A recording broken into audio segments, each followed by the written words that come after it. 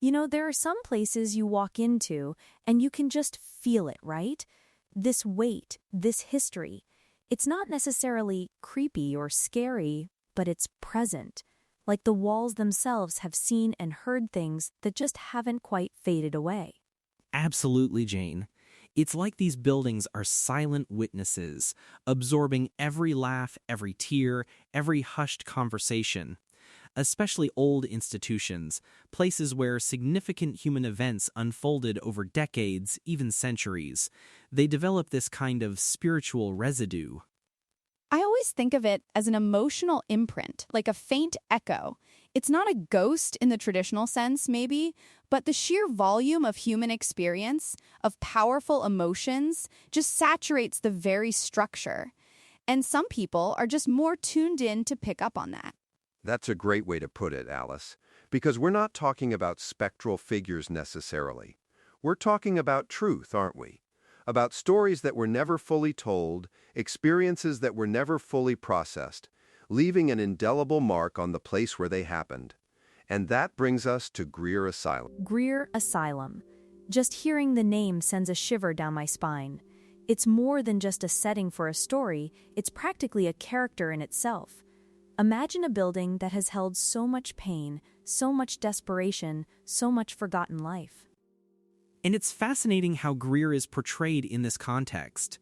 It's not just decaying architecture, it's a repository, layer after layer, like an old tree's rings, pressed tight with the stories of patients who passed through, staff who perhaps looked away, and families who, let's be honest, often felt relieved after signing those papers.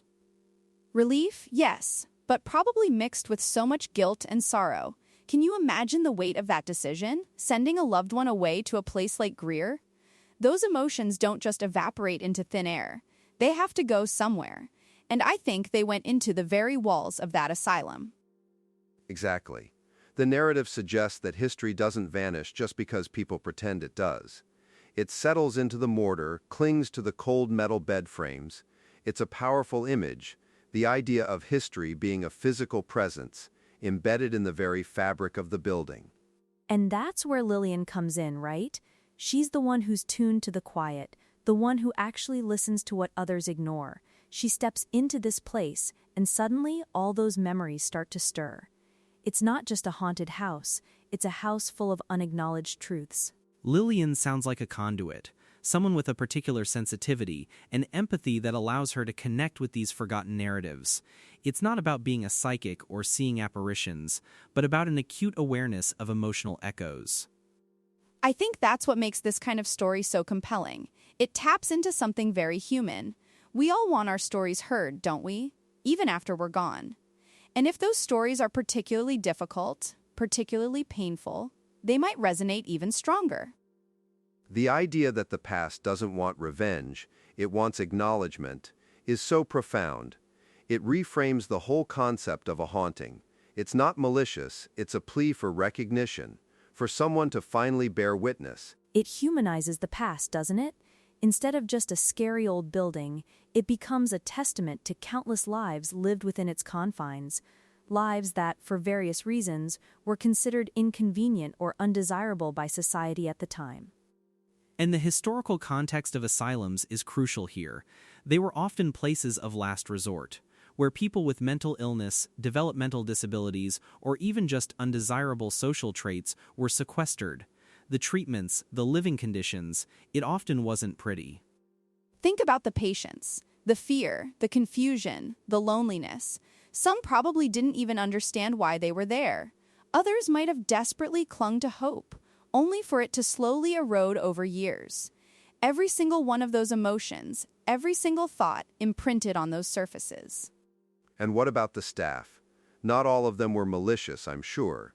Many were probably overwhelmed, underpaid, and trying their best within a system that was fundamentally flawed. They too carry a part of that history, those difficult decisions, the things they saw and couldn't unsee. It makes you wonder, if you were Lillian, what would be the first thing you'd hear? Is it a whisper of a child crying, or the low murmur of someone talking to themselves, or perhaps the metallic clang of a door locking? It might not even be auditory. It could be a feeling, a sudden chill, a sense of dread, or an overwhelming sadness. Like walking into a room and feeling the residual atmosphere of an argument that happened hours ago. I imagine it's a tapestry of all those things. A sensory overload for someone like Lillian. The faint smell of antiseptic mixed with fear, the sight of peeling paint that once covered vibrant murals, the touch of cold stone that held desperate hands. It's multi-layered. The phrase, history that refuses to stay quiet, really resonates. It implies an active force, doesn't it? The past isn't just passively waiting, it's actively trying to communicate, and Lillian is the one who finally gives it a voice. And the idea that sometimes the haunting isn't supernatural at all, sometimes it's the simple truth refusing to stay buried. That's such a powerful distinction. It takes it out of the realm of fiction and into something more grounded, more poignant. It asks us to reconsider what we mean by haunting. Is it a ghost, or is it merely the immense, undigested truth of human suffering and experience that has nowhere else to go but to linger in the spaces where it occurred? And if it's the latter, then our responsibility changes, doesn't it? It's not about banishing a spirit. It's about acknowledging a wrong, about learning from the past, even the uncomfortable parts, so we don't repeat them. That's the core of it, isn't it? The ethical dimension. These stories aren't just for entertainment. They're a call to remember, to understand the human cost of certain societal attitudes and practices. I keep thinking about those metal bed frames. Imagine the sheer number of people who lay on them year after year. Each one a unique life, a unique story, often silenced, often dismissed. The cold metal itself becomes a symbol of their isolation. And the architecture itself. The way these asylums were designed to be self-contained worlds, isolated from the general public. High walls, barred windows. It reinforced the idea of out of sight, out of mind. But as we know, what's out of sight isn't necessarily gone. The emotional toll on families, too, must have been immense. The shame, the secrecy, the desperate hope for a cure that often never came. They carried that burden, and some of that surely permeated the visits, the goodbyes, the silent promises made in those very rooms. It's a powerful metaphor for our collective societal memory, too. We often want to sanitize history, to bury the uncomfortable parts. But places like Greer Asylum and characters like Lillian remind us that you can't just pave over the past and expect it to disappear. So, Lillian isn't just exploring an old building, she's doing a vital service. She's giving voice to the voiceless, bringing light to what was deliberately hidden. She's confronting a collective amnesia. It's a form of restorative justice, in a way, even if it's just acknowledging the suffering, giving it space to breathe. That act of listening, truly listening, can be incredibly healing, not just for the ghosts, but for us, the living, too. And it reminds us that the past isn't really past.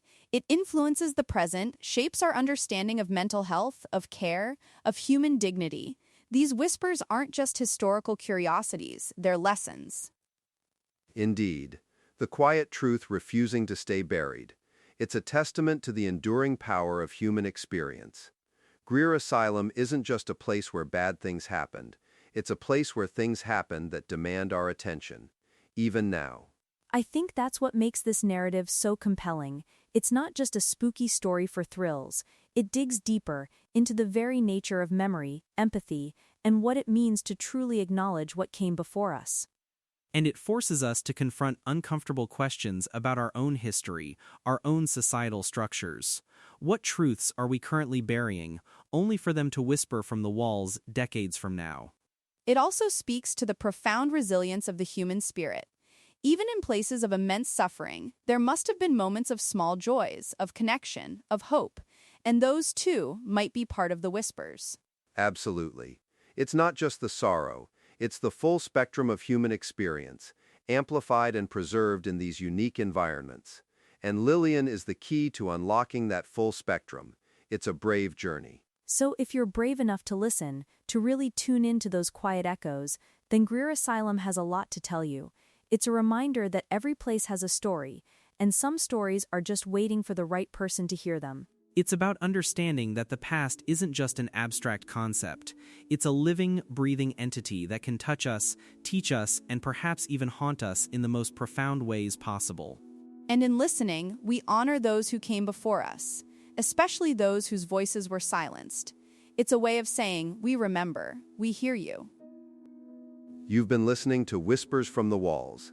Step into the quieting if you want to know where the echoes begin. The trilogy awaits.